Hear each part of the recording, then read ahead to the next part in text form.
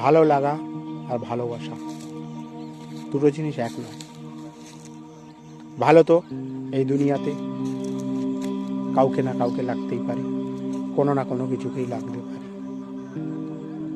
ভালো লাগাটা হলো এরকম, তুমি একটা ফুল দেখেছো, সেটা ভালো লেগেছে, তুমি সেটাকে ছিঁড়ে নিজের পকেটে বা নিজের হাতে তুলে রাখবে বা নিজের ফুলদানিতে গুঁজে রাখতে পারবে। এটা হলো ভালো লাগা। ভালো লাগাটা এই পর্যন্ত,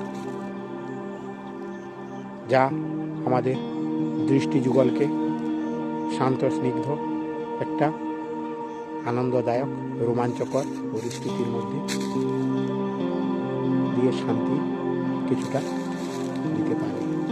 আর ভালোবাসা, তুমি একটা ফুলকে দেখেছো, সেই ফুলটা তোমার খুব, তুমি তাকে ভালোবেসে ফেলেছো, তাহলে তুমি কি করবে?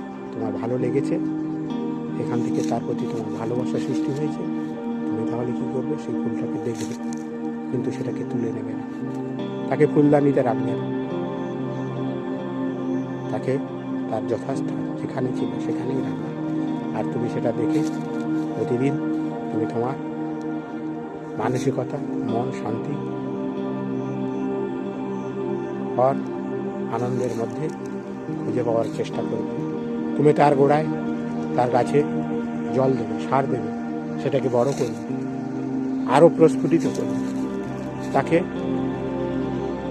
দুনিয়ার একজনের 10 জনের সামনে উপস্থাপন করবে, দেখো এটা কত ভালো জিনিস।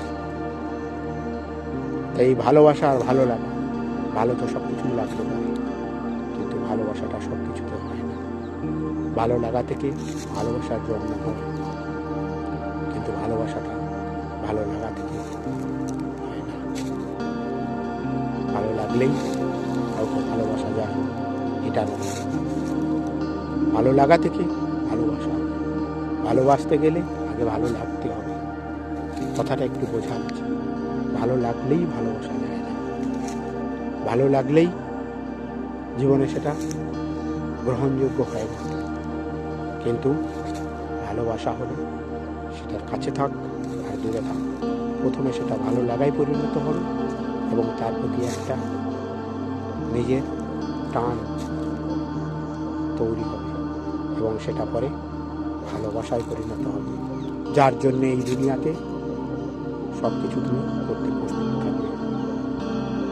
জীবনের সমস্ত কিছু ব্যক্ত করে ভালো লাগাকে ভালোবাসায় পরিণত করে এবং তার জন্য তুমি সব কিছু উজাড় করতে পারবে, কিন্তু ভালো লাগলে সেটাই ফুলদানি পর্যন্ত গিয়ে ঠাঁই নেবে।